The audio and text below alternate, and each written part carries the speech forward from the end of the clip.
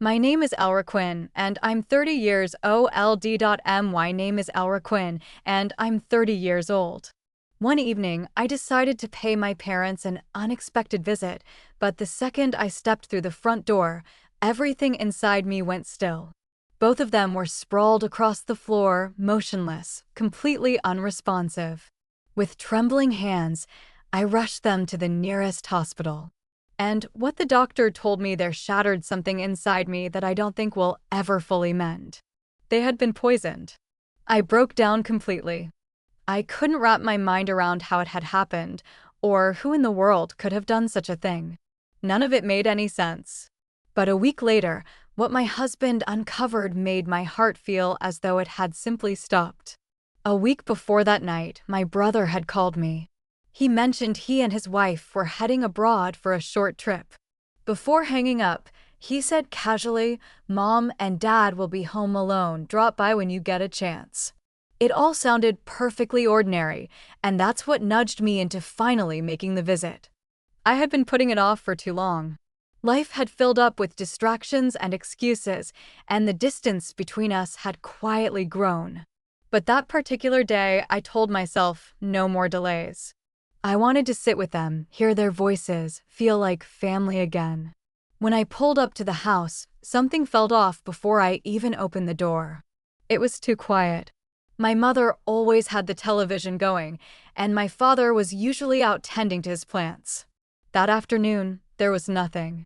I pushed the door open and called out, "Mom." Silence. "Dad." Still nothing. A cold unease began to spread through my chest. I stepped further inside, and then I saw them. Both lying completely still on the floor. My mind went blank for a moment. My brain refused to process what my eyes were seeing. I walked closer, whispering my mother's name. She didn't stir. I knelt down and touched her face. It was cold. Far too cold. I shouted for my father to wake up, my voice cracking under the weight of panic, but neither of them responded. Something snapped inside me, and I grabbed my phone with shaking hands, barely able to dial.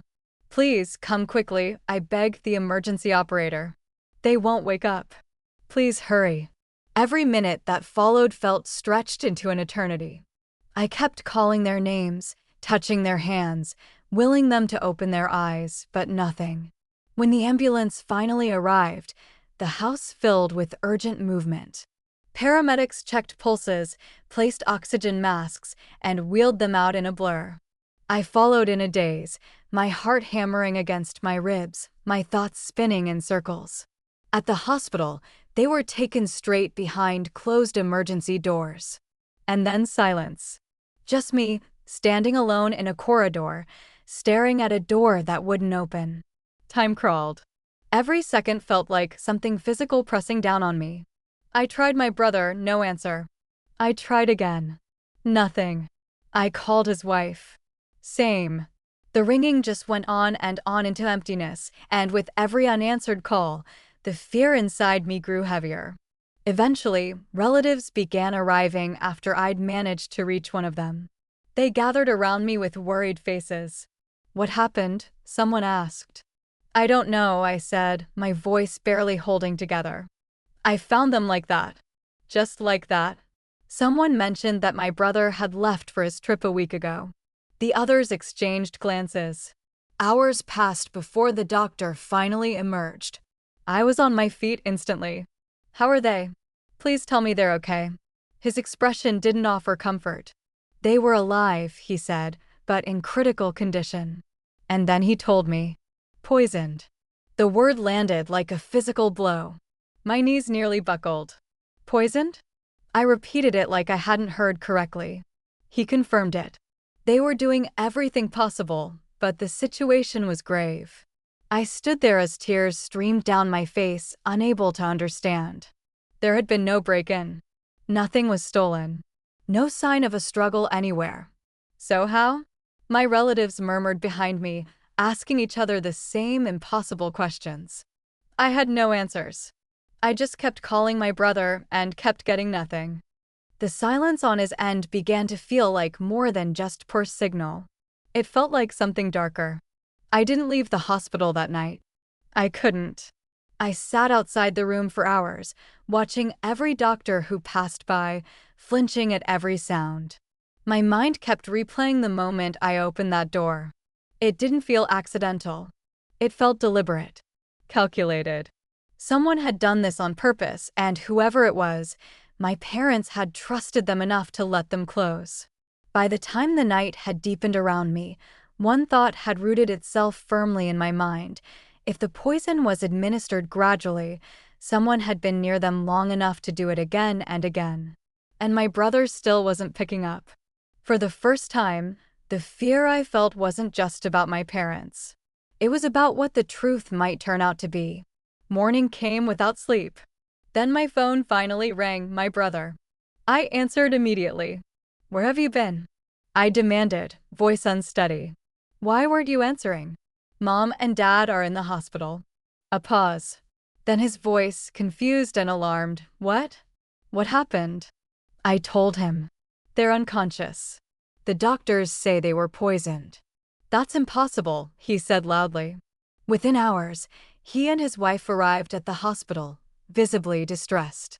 His face was drawn tight and her eyes were already wet with tears. "How did this happen?" he kept asking. None of us had answers. We stood together in stunned silence. The doctors let us see our parents only briefly. They were still surrounded by machines, still fragile. "They were perfectly fine when we left," my brother said quietly, almost to himself. I asked when he'd last spoken to them. "A few days ago," he said. "They sounded completely normal." His wife nodded in agreement. Later that day, the police came. They asked who lived in the house, whether there had been any forced entry, anything missing. There was nothing, no broken locks, no missing valuables. "We're treating this as a deliberate poisoning," an officer said. "We'll be investigating thoroughly." They asked my brother about the trip. He answered calmly, said he had all the travel documentation ready to show them. He was cooperative, composed. After they left, the hospital fell quiet again, but inside me, nothing was quiet at all. Days blurred together. My parents remained in critical condition while doctors continued their fight to stabilize them. My brother, his wife, and I spent long stretches of time in those corridors, sometimes talking about nothing just to fill the silence, sometimes saying nothing at all. "None of this makes sense," my brother said one evening. "Why would anyone do this?" I shook my head. I didn't know. His wife wiped her eyes and said she just wanted them to be okay. We all did. The police returned with more questions. They asked about visitors, about food, about daily habits. Nothing concrete emerged. No clear direction, no obvious suspect. It felt like standing in front of a wall with no door. One evening, my husband came and sat beside me in the corridor. He had been quieter than usual throughout all of this, watching, thinking, piecing things together in that careful way of his. He asked how I was holding up.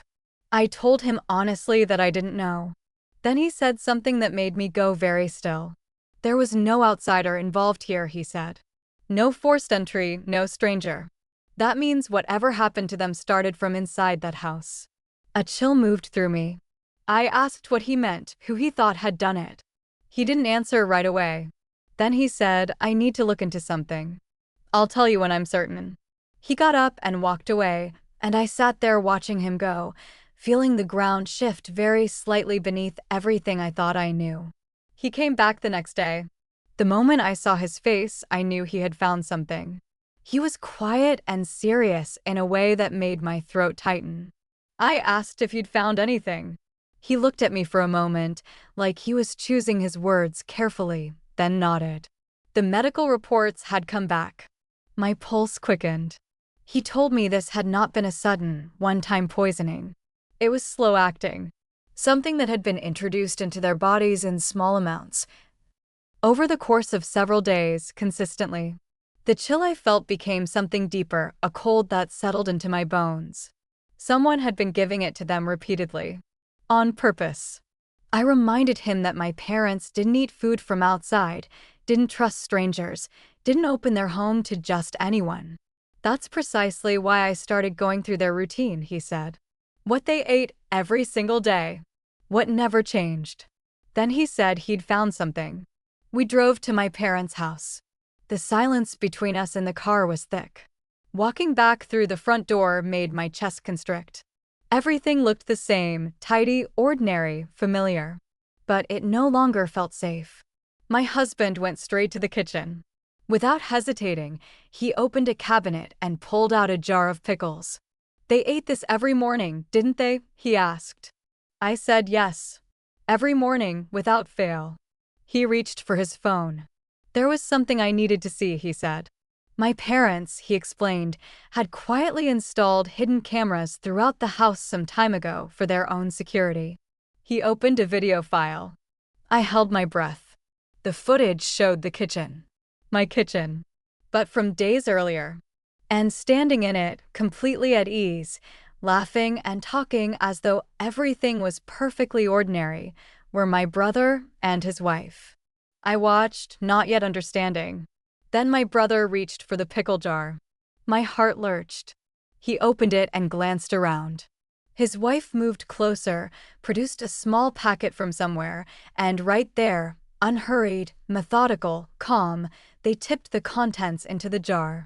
Together they stirred it, sealed the jar, returned it to exactly where it had been, and walked out of the kitchen as though nothing had happened. The screen went dark. I couldn't move. I couldn't speak.